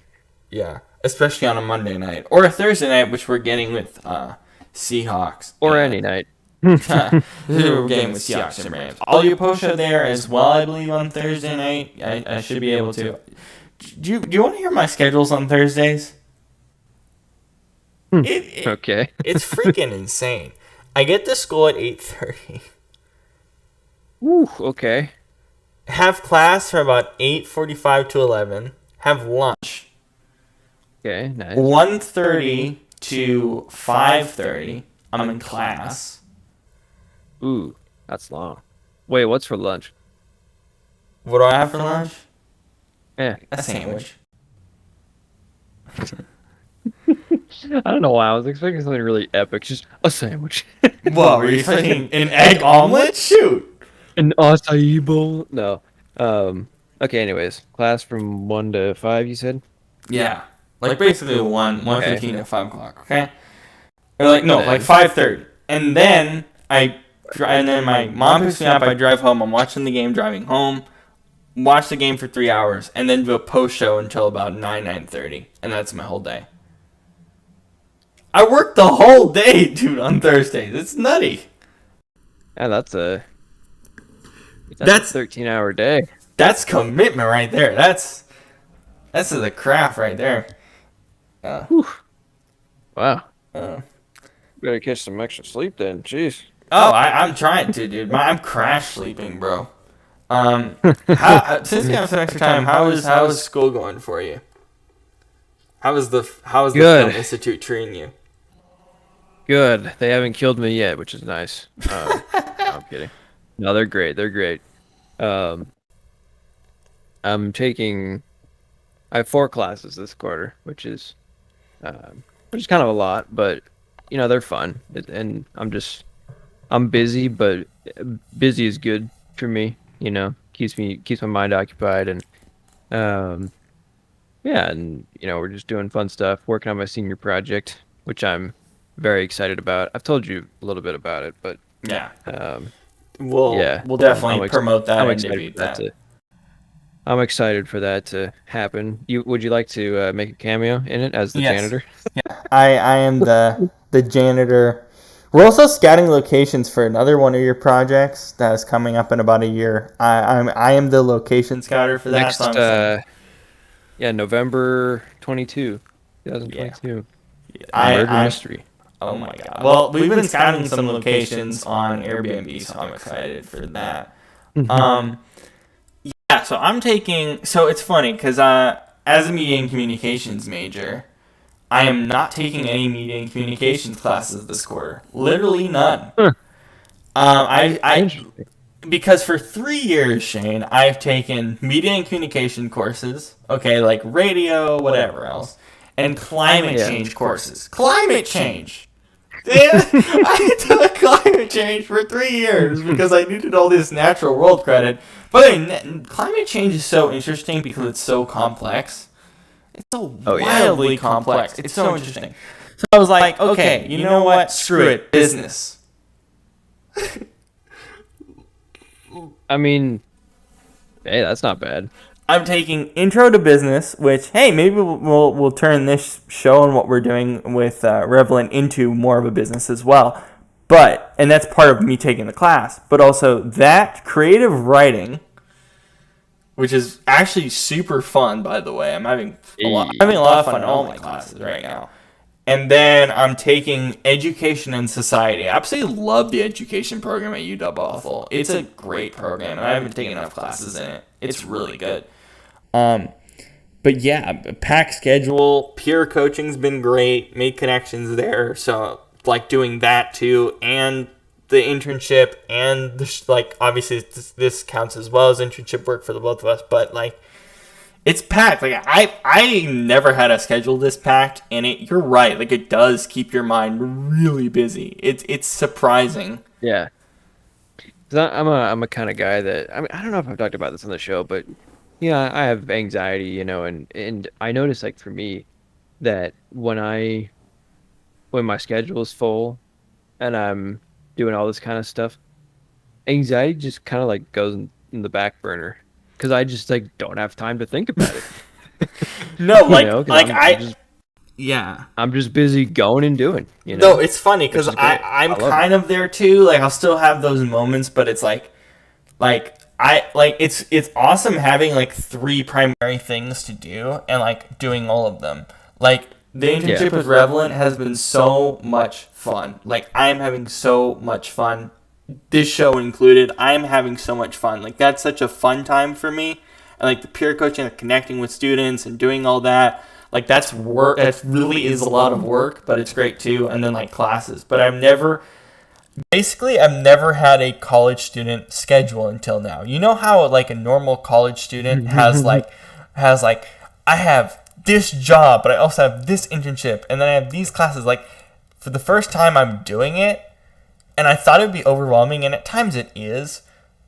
But I never realized the positives of it. There's actually a lot more positives to it than negatives. You make it work, and then you make it work, and you realize, oh, this is actually super beneficial. Than not. Yeah. It seems like a lot, but then once you actually do it, it's like, yeah, I got it, you know. Yeah. We're making it work, and it's pretty awesome. Yep. Also, speaking of film, there's something we talked about in week 1 that we didn't get to touch to. The 4K cameras on the sidelines at NFL games. No, the 8K. The 8K cameras. So talk about these cameras and their purposes and why the broadcast networks aren't using them properly. Well, okay, I think they are actually 4K. I think the 8K thing is like cost $8,000, but yeah. In any case, yeah. So it's like it's been nicknamed the Madden Cam, I believe. The Madden Cam. Oh yeah, that's right. It is the Madden Cam. It's the back cam. Yeah. Right. Yeah. It's called the Sky Cam, I think. But yeah. It's like the shot when they score, and then there's like the guy with the steady cam that goes up and gets them. Oh. And the guys' faces look really good. It's super crisp. Fox uses this more than anyone else. Fox uses it for touchdowns all the time. Yeah. And it's like this amazing cinematic quality, and it's like, wow, that's really cool. Except, do you ever notice that in these shots, the background is so damn blurry, and it's just, and I know it's, as a film guy myself, kinds of lenses that you use for cameras like those, it oftentimes makes it so that the foreground is really well in focus and looks amazing, but then the background is kind of whereas, so, you know, like, it's fine, but when you contrast it with the other regular, 1080 cameras I use, it's like you can very much see the difference, and it's so annoying because those ones have a certain type of lens that it just makes it so that everything is in focus. You know what I mean? Well, that's the whole point. You got to see the whole field. Well, right, but the actual image that you're looking at isn't as sharp. Mm-hmm. And so, at first I was like, okay, whatever. But the thing that has been happening this season, it pisses me off, is that the people operating these cameras, half the time, they don't even have the subject in focus. It's just like, it's like blurry, like they're trying to find the focus, and then all of a sudden, oh, there it is. And I think it was my mom, she was saying, like, well, Shane, it's such a hard camera to operate. No, it's not. I have used those cameras before, okay? I can use, sorry, I could use my Canon R6 right here, okay? I mean, this is gonna shoot in like the exact same quality as those cameras that they use. And legit, it's, you quite literally touch the screen here wherever you want it to focus, and it focuses. I have used the Sony, I think it's like A7 or whatever, the camera that the Madden Cam. I have used those cameras on film sets before. They are not hard to operate. You quite literally touch the screen and it focuses automatically. It's none of this blurry, let me try, but no, it's just like you do it and it's instantly done. It changes the ISO, f-stop, everything. Well, I guess they can't figure that out, so that's fine. I'm not mad. This is something particularly Fox uses, but I guess my question is, I'm even amazed how Fox even does those shots. Because keep in mind, this is happening live, okay? In the moment live. When someone scores a touchdown, how in the world is someone right there pointing at Kirk Cousins as he's selling? Like, how does that work? Like, I don't think they have enough time to get in focus. No, it's not that. It's the guy right in the end zone, behind the end zone, It's not the camera that goes like to Kirk or whatever. It's the one that goes directly Oh, it's not the one to- that's like moving towards them that looks sharp and then also has that background issue. Or are you just talking about the actual camera behind the end zone? Yeah, well, normally it's like normally the camera that shows like the quarterback as they're running, or whatever. To celebrate? It's not that one. It's normally the one that is already at the end zone. Oh, okay. That's where I got confused. Okay. Yeah. So okay, I need to look at it more closely, but what you're saying is that like they're the subject, the actual people in the end zone's like too much, and then the rest is just all messed up. Yeah, that's really, especially if it's a stable camera. Yeah. But even like, and that's the issue that I was saying. It's like even this year the subject itself has been blurry like half the time that I've seen it. It's like, how are you messing this up? This is literally the easiest camera to use. Like my 2-year-old cousin could use it. Like, So this is all the networks like, then, yeah. yeah. I know Fox for sure uses it a ton, and I've seen it on CBS. I don't know if I've seen it on NBC, but Yeah. or ESPN for that matter. But Fox definitely uses it Because a Fox lot. is very camera centric. Like when you watch the NFL on Fox, their camera angles and how they use it is a lot more strategic than the other networks. Even though it looks subtle, it does matter. I don't know if you noticed that watching Fox games. I don't know if it's just like graphical design adding to it, but when you watch Fox games, the way in which they approach camera shots. Oh, speaking of which, that brings me back to something funny that I just thought of. I don't know if you remember this, but back in like oh my god, like 2007 or 8. When did HDTV come out? Like 06? Oh man, I don't know. I think it might have been like Something, yeah. 06, 07. I think this might have been like Brett Favre's year, like first year with the Vikings, like 2009. And this is like a perfect example of how they think about graphics and technology so much different than every other network, Fox.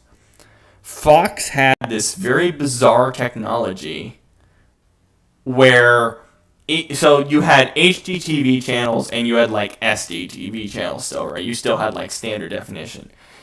They had it to where if you had a standard definition television, you watched, it was high def still. Yeah. Is so weird to think about, but that was like that technology. They use this technology where no matter what you're watching, SD or HD, you were watching HD television. Completely 1080p high def. I don't know how that worked, but like that shows the example of like Fox really cares about camera, focus, and all stuff. Like even if they don't get run, they do focus on it a lot more than every other network, and it's very evident. Even if it's so subtle. Yeah. And I mean, part of that's probably because they have the most involvement in film and cinema, True. I would imagine plays a role in it, but Yeah. How much do you notice that though? Like when like that's something interesting that they have like that film involvement. Do you notice a lot of that like film technique in Fox games, or is it kind of subtle to you? I mean, it's yeah, because when I'm watching football, I think more about the game and less about the TV aspect of it. Just because, I mean, regardless of what network you're watching it on, the NFL is such a great TV product. It's like, And camera it's angles gonna are be mostly good no very matter what, similar but- too, and whatever else. So yeah. yeah, I think the biggest thing for me that I love about networks is like broadcasting crews. Like I care about who I'm listening to. It matters to me. Like I listening to Gus Johnson this year has like with Aqib Talib has been absolutely phenomenal. Like Gus Johnson doing NFL games this year, Aqib Talib's also phenomenal. Like those two and Greg Olson have impressed me the most this year.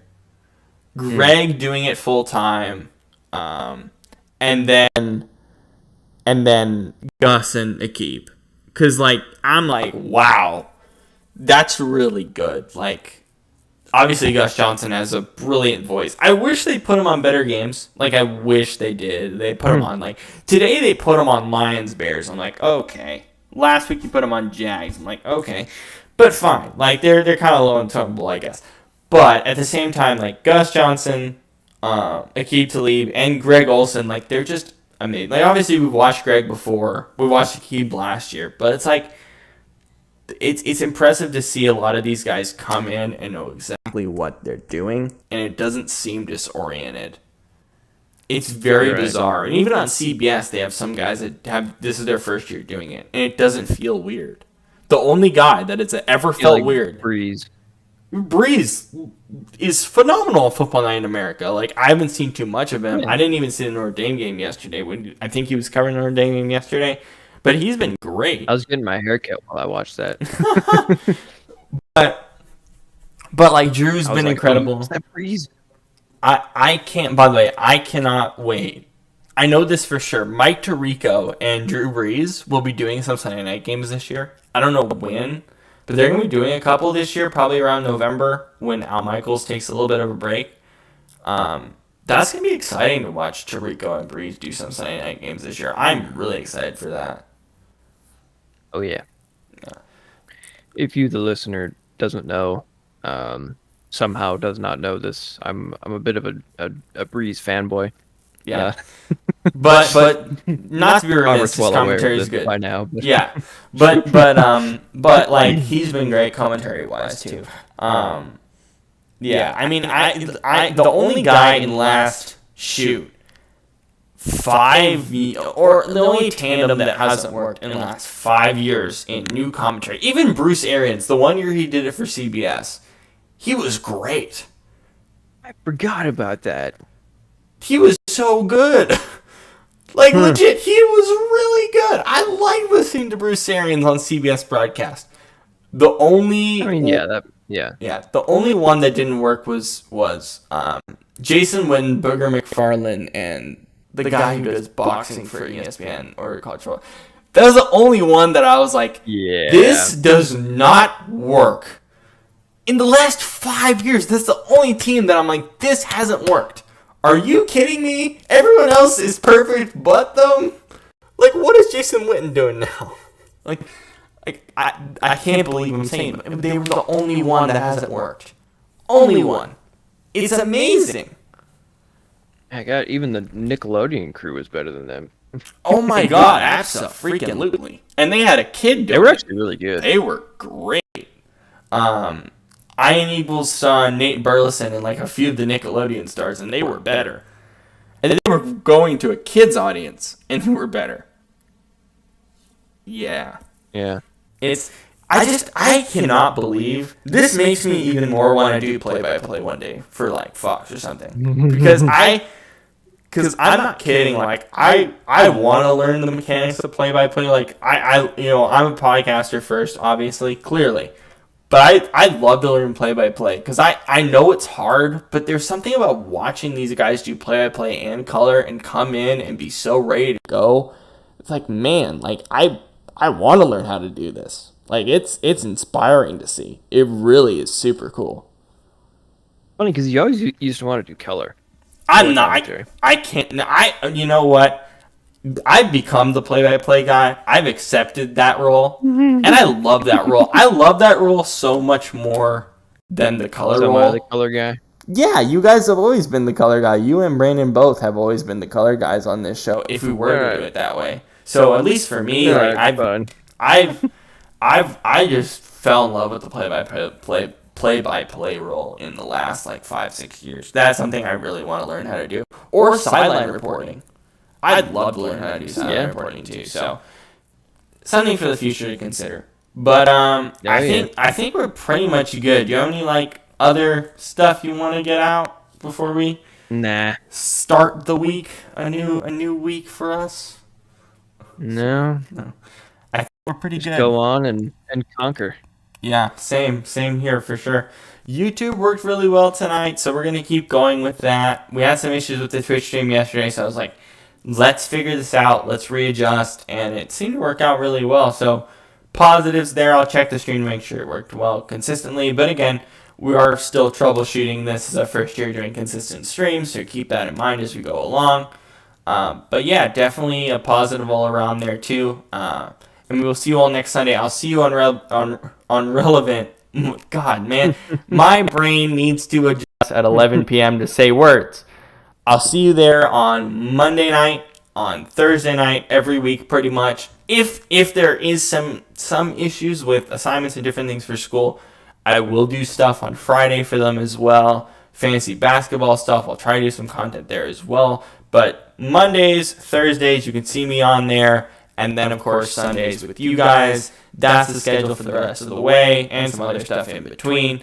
So, excited to get that going so you can see me on Revlent tomorrow night on the NFL Fanatics 5 right after the Raiders game. Super excited for that. Why did you just take that off?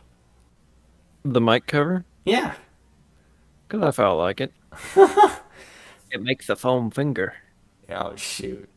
That's a great way to end the podcast.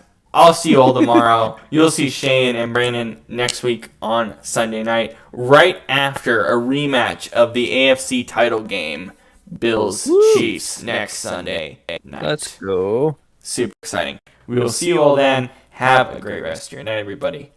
I'll see you tomorrow Take care, night. everyone. Take care. Hang on 1 second. I'm just going to get the stream done here and then...